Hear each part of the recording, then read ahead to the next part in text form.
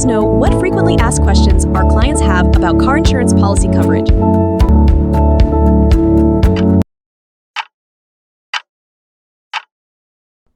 Hey, good morning everyone. Again, this is Manny De La Cruz, Training Head of I Choose Insurance Agency.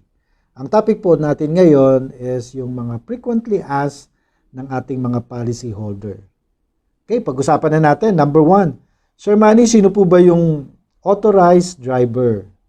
So, ang sagot natin dito ay kayo po na may-ari ng inyong sasakyan. Kayo po ay authorized driver.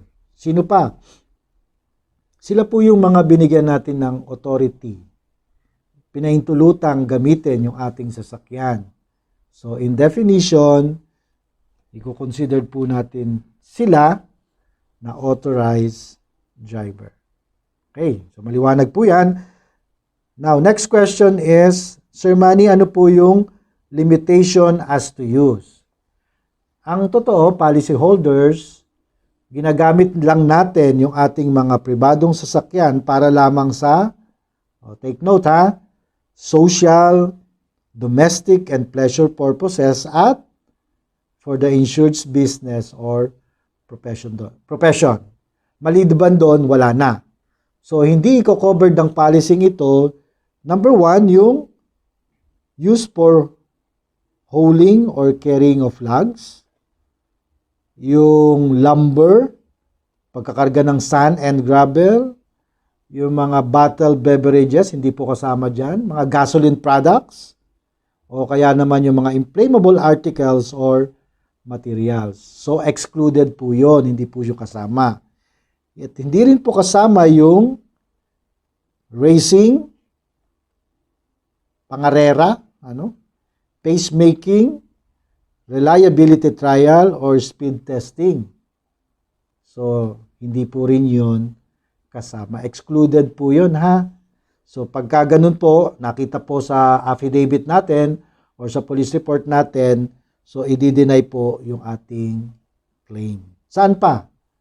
O, hindi rin pwedeng gamitin yan sa mga pasahero for hire or for reward.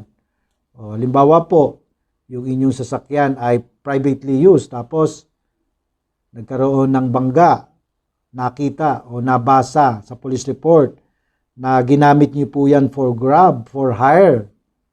O, definitely po, i-deny po yan ng claims department ng insurance company.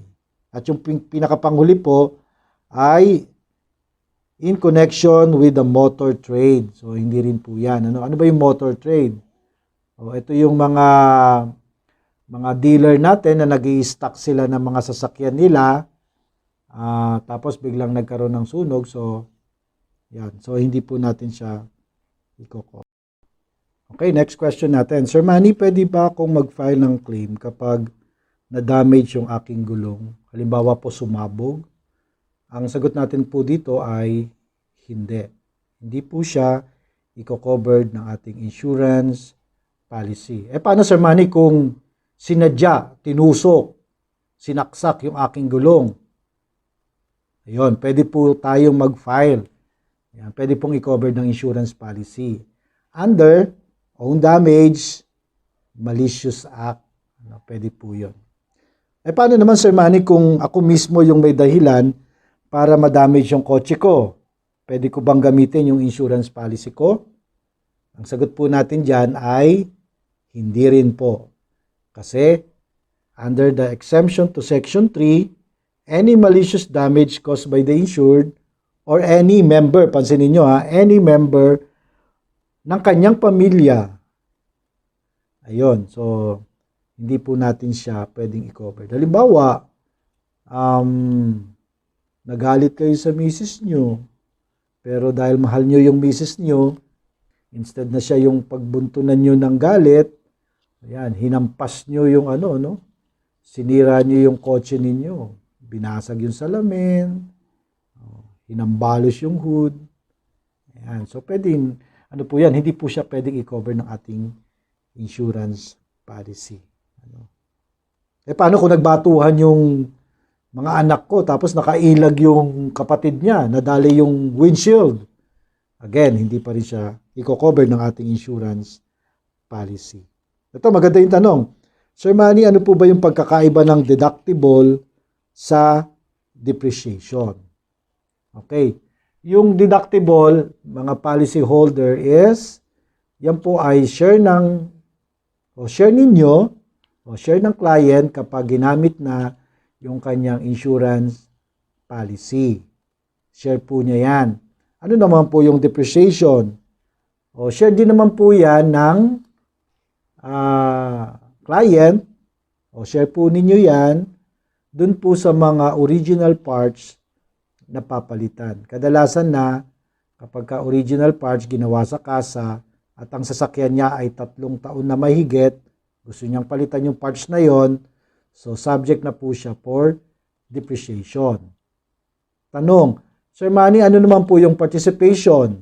Okay, yung participation po ay combination po siya ng deductible at depreciation. Yun po yung definition ng participation. Combination of deductible and depreciation.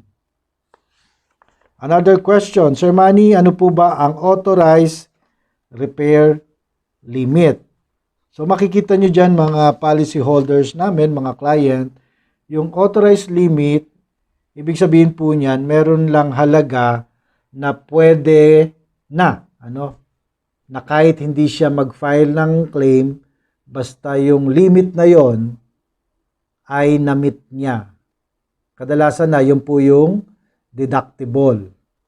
Sa atin po, meron po tayong MOA with the insurance company na naka-fix po ng 2,000 yung ating deductible franchise. Example po, yung kliyente natin, nag-file ng kanyang claim. Maliit lang naman yung kanyang ikiniklaim. Nagpa-estimate siya halagang 2,000. Magkano po yung deductible? 2,000 din. Magpapakahirap pa po ba siya mag-file ng claim para lamang mapagawa yung kanyang sasakyan? Okay, kahit hindi na siya magpaalam.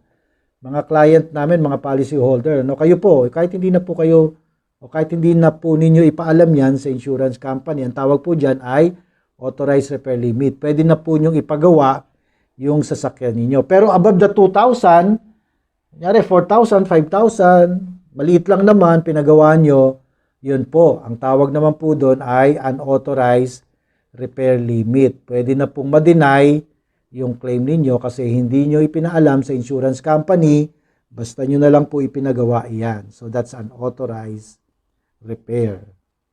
Okay, may isa pang question na maganda rito. May limit po ba ng pagpa-file ng claim? Ang sagot ay wala naman hanggat hindi nag-expire yung kanyang insurance policy. Okay, may kasunod na tanong yon. Kung wala pong limit, nababawasan naman po ba yung value ng aking kotse habang na-involve ako sa aksidente? Siguro ang gusto niyang tanong dito is, paano po kung 3 beses ako na-aksidente? Ang value ng kotse ko nung time na ma-insured ay 1,000,000. Ang unang aksidente ay 200,000. Pangalawang aksidente ay 200,000. So pag inad ko po yun, 400,000.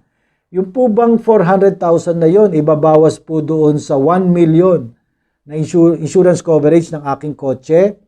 Ang sagot po ay hindi po iyon mababawasan. Every time po na ma-aksidente, so balik lang po ng balik yon hanggang sa ang sasakyan natin ay ma-total loss or makarnap. Doon po, ang ginagawa ay kina-cancelled na po yung policy pagkatapos ng total loss o kaya ng carnap. Okay, sa susunod ulit, pag-usapan natin yung iba pang mga tanong na madalas na tinatanong ng ating mga policy holder. Okay, so magandang umaga muli sa inyong lahat.